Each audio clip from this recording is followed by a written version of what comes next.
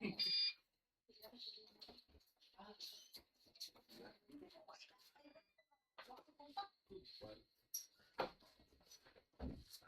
tayo wire? Pero ang internet may wala. Kiraan ka itong internet chip kung makakonekta sa wire. Ay, ikaw to pa. Bong ano to? Grabe mo. Generator. Adi, apre mo. Adi nung kasi ito lang adi.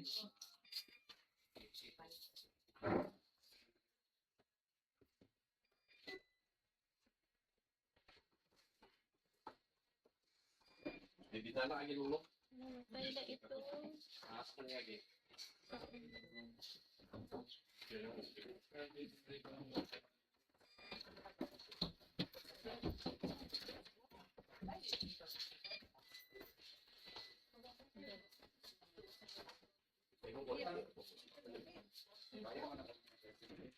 Oh, balik ba?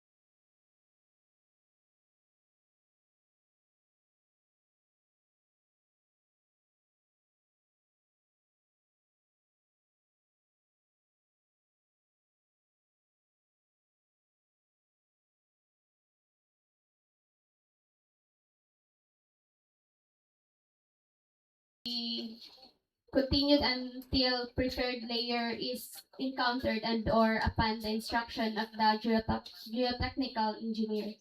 For the procedure, A, depth drilling with standard penetration test or TT shall be conducted at minimum depth shall be determined based on confirmation of hard strata or bedrock.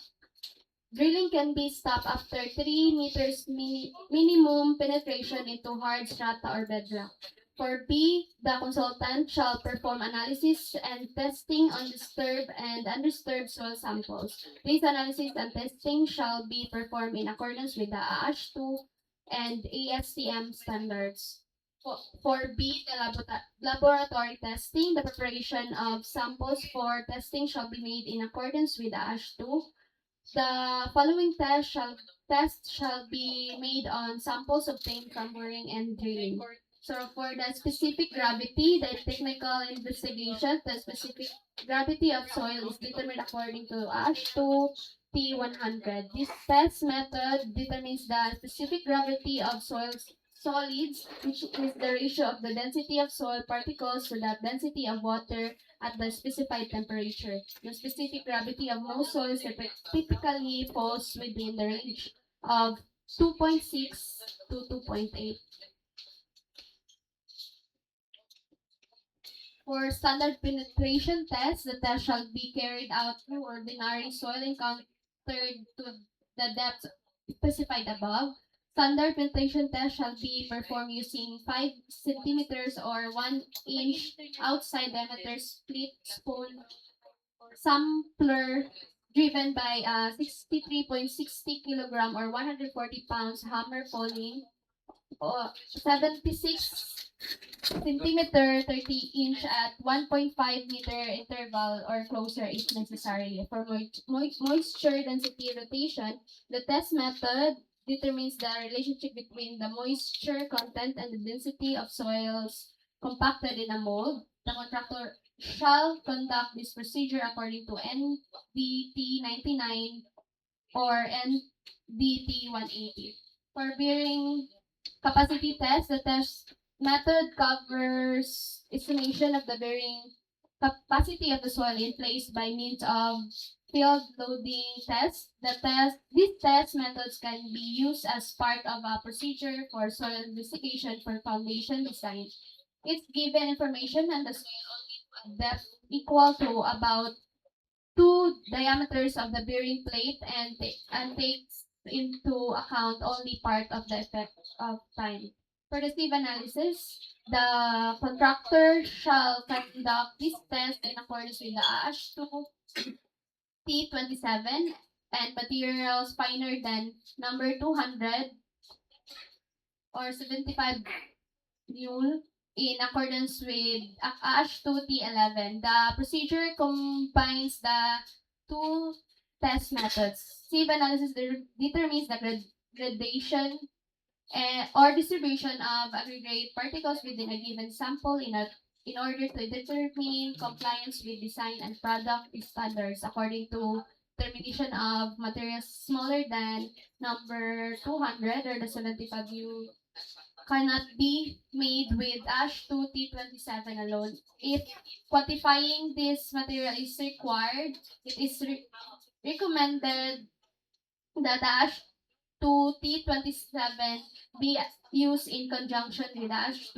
T11. Following ASH2 T11, the sample is washed to a number 200 or 75 U sieve. The amount of material passing this sieve is determined by comparing dry sample masses before and after the washing process.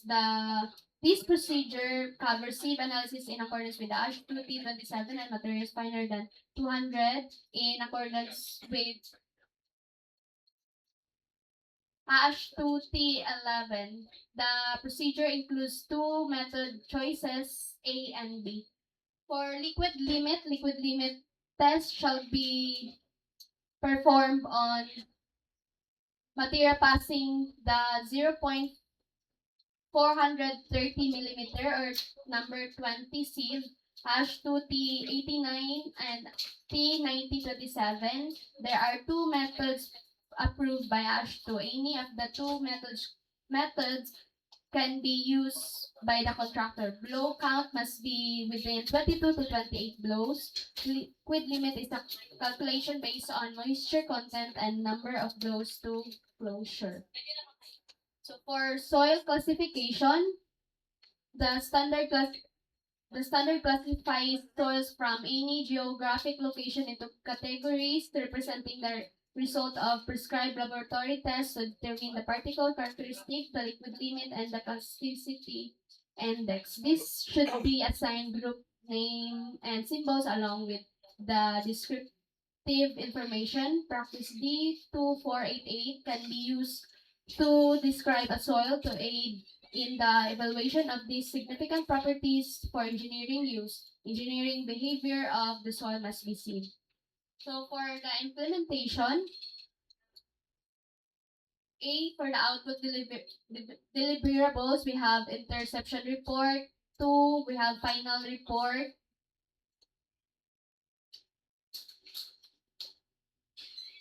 And note, payment will be processed upon submission of deliverables and acceptance of the final test result from the DPWH implementing office. And we have duration of the consultancy services. The consultant's contract period for undertaking the geological and geotechnical investigation is 15 calendar days, and the consultant shall commence work upon receipt of notice to proceed. And for the schedules, indicative schedule of activities and key personnel are listed below. And for the manpower requirements, the consultant shall be composed of qualified staff with experience in conduct of geological and technical investigation. We have geotechnical engineer, the team leader, then the laboratory technician, the field personnel, and the clerk and the driver. Note, to ensure that the evaluation is aligned with current needs and objectives by providing the most effective way of rating consultants using appropriate analytical techniques to come up with quality results. Members of the technical working group or the TWG abide Department Order Number 64 Series of 2025.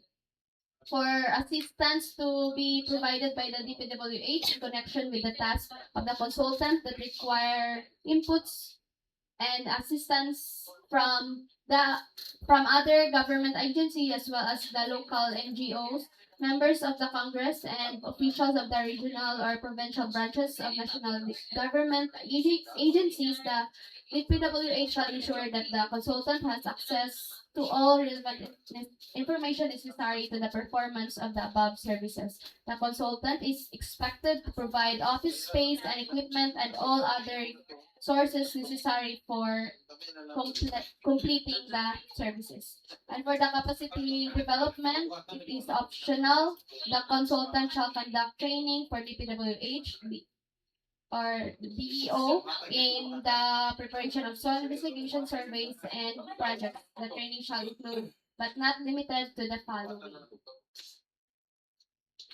And that the training shall be conducted within 5 months after the commencement of consulting services. Manual shall be prepared after the training. And for the approved budget for the contract or the ABC outline, we have remuneration costs 70,135.20 centavos. For the miscellaneous expenses, we have 157,490 pesos. So subtotal for category 1, 2, and 3, we have 227,625 pesos and 20 centavos. For the VAT, 8,416.22 centavos. For the contingency, 11,381.26. For the grand total, 247,422 pesos and 68 cents.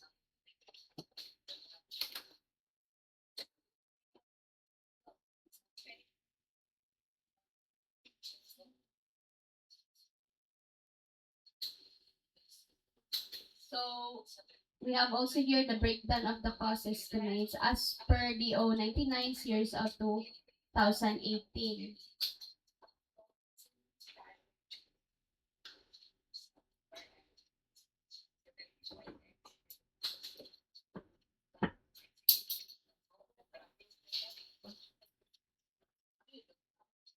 Wala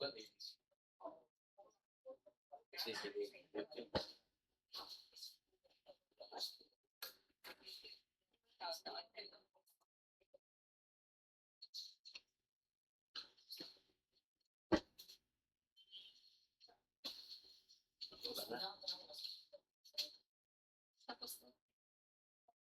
So that's all, Mr. Chair. Thank you. Thank you, engineer from the section. May I request the PAC PWG for its concern in relation to this consulting services project. So, good morning, everyone. For TWG concerns, we have prepared an audio-visual presentation. So, please direct your attention to the screen. Thank you.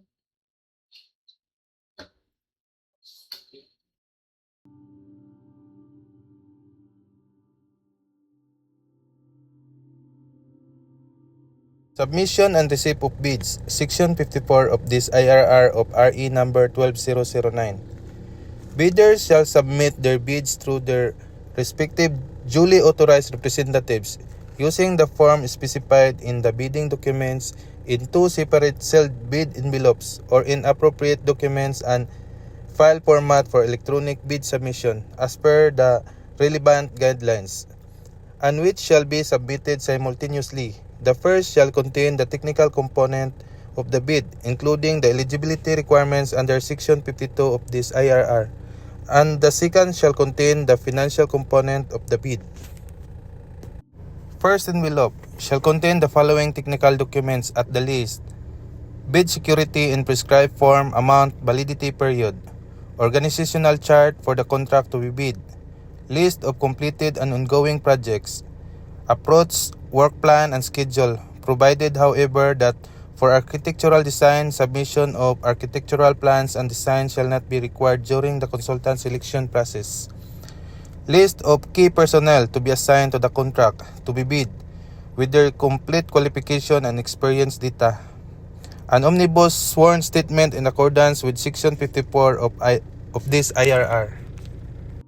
PhilJEP Certificate of Registration, Platinum Membership in accordance with Section 20 of this IRR. Procurement to be performed overseas shall be subject to guidelines issued by the GPPB. Section 54.3. The omnibus sworn statement is executed by the bidder or its duly authorized representative shall contain the following. The signatory is the duly authorized representative of the prospective bidder and is granted full power and authority to do, execute, and perform any and all acts necessary to participate, submit the bid, to sign and execute the ensuing contract accompanied by the duly notarized special power of attorney, board or partnership resolution, or secretary's certificate, whichever is applicable. It is not blacklisted or barred from bidding by the GOP or any of its agencies, offices, corporations, or LGUs, including foreign government or foreign or international financing institutions, whose blacklisting rules have been recognized by the GPPB, by itself or by relation, membership, association, affiliation, or controlling interest with another blacklisted person or entity. Each of the documents submitted is a satisfaction of the bidding requirements in an authentic copy of the original, complete, and all statement and information provided therein are true and correct.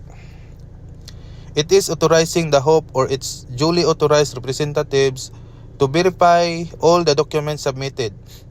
It complies with the disclosure provision under Section 81 and 82 of the Act and this IRR in relation to other provisions of RE number 3019.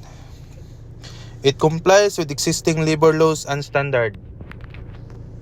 It complies with the responsibilities of a prospective or eligible bidder provided in the Philippine bidding documents.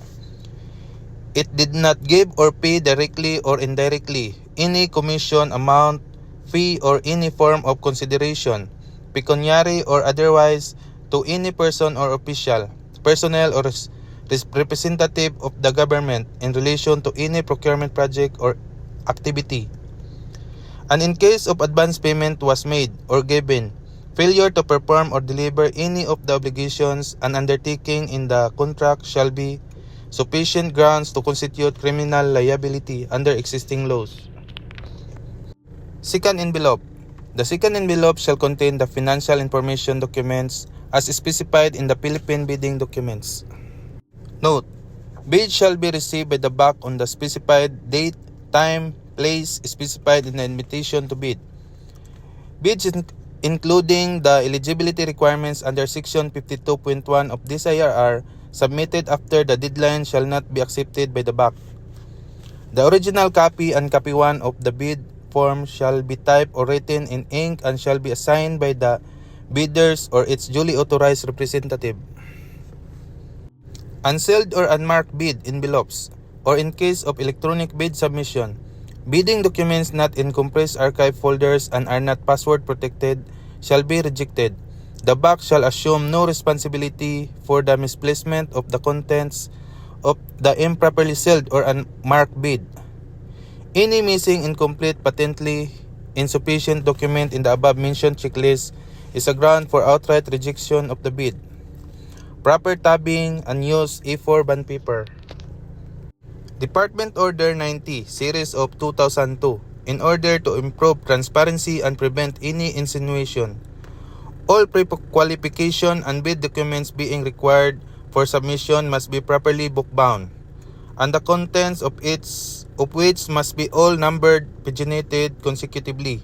The total number of which must be indicated in the covering page and signed by the duly authorized representative. Bid Evaluation, Section 59. The BAC, through its secretariat, may ask in writing to the bidder for clarification of its bid. All responses to requests for clarification shall be in writing. The BAC shall evaluate the financial component of the bids to determine the lowest calculated bid using the following steps. The BAC shall immediately conduct detailed evaluation of all bids using non-discretionary criteria in considering the completeness of the bid, arithmetical corrections. The BAC shall evaluate all bids on an equal footing to ensure fair and competitive bid comparison. In case of discrepancies between bid prices in figures and in words, the words shall prevail. Total price per item and unit price for the item as extended or multiplied by the quantity of that item, the unit price times quantity per item shall prevail. Stated total price and actual sum of prices of component items, the actual sum of prices shall prevail. Unit cost in the detailed estimate and unit cost in the bill of quantities, the unit cost in the bill of quantities shall prevail.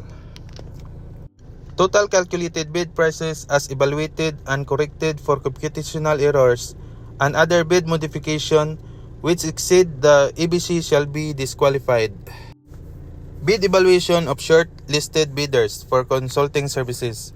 From submission and receipt of bids until the approval by the hope of the ranking of short-listed bidders, those that have submitted their bids are prohibited from making any communication with any BAC members, including its staff and personnel, as well as its secretariat and TWG, regarding matters connected to their bids. However, the BAC, through its secretariat, may ask in writing the bidder for a clarification of its bid.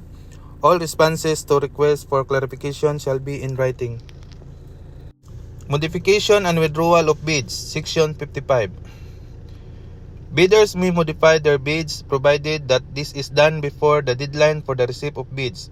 For manual submission and receipt of bids, where bidders modify their bids, these shall not allowed to retrieve their original bid, but shall only be allowed to send another bid equally sealed, properly identified, linked to their original bid, and marked as a modification thereof, and stamp received by the BAC.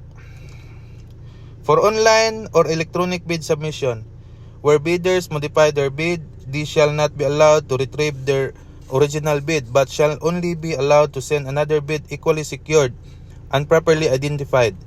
In the case of electronic submission, it shall be labeled as a modification of the one previously submitted. The time indicated in the latest bid receipt page generated shall be the official time of submission.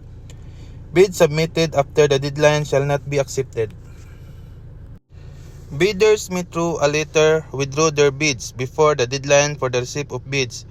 Withdrawal of bids after the applicable deadline shall be subject to appropriate sanction as prescribed in this IRR. Bidders may also express their intention not to participate in the bidding through a letter which should reach and be stamped received by the back before the deadline for the receipt of bids. Bidders that withdraw their bids shall no longer be allowed to submit another bid for the same contract directly or indirectly.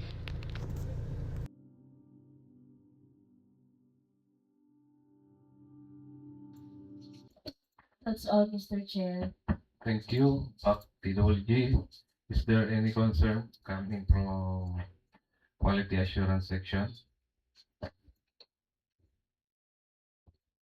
Good morning once again, everyone. So on behalf of our section chief, Engineer Artemisi Albillar, so I will be representing the quality assurance section reminders. So we would like to remind the participating bidders to invite the assigned materials engineer for actual observation as to extraction of samples, depth of boreholes, and actual laboratory tests. That's all, Mr. Chair. Thank you. Engineer Iltagon. Is there any reminder, clarification, or the body?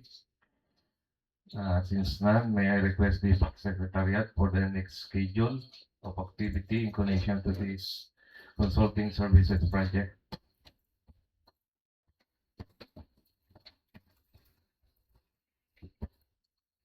For the next schedule, Mr. Chair, is our opening of bids, dropping and opening of bids. And this will be happen this coming July 24, 2026 at exactly 10 a.m. in the venue back at the conference room. You can do it.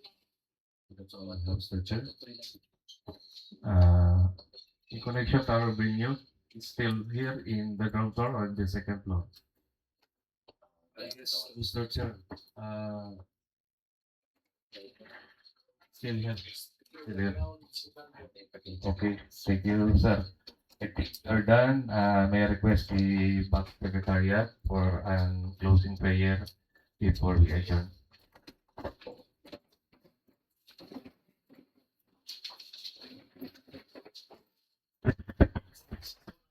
Let's pray. Dear Father, thank you for making this day successful. As we depart, Lord, we ask you to be with us. May your angels go before us and clear the way so that we can reach our different offices safely. Thank you for the lives that you have prepared beforehand for us to touch with your word. May our glory and honor come back to you in everything that we do. In Jesus' name we pray. Amen. The meeting is now adjourned.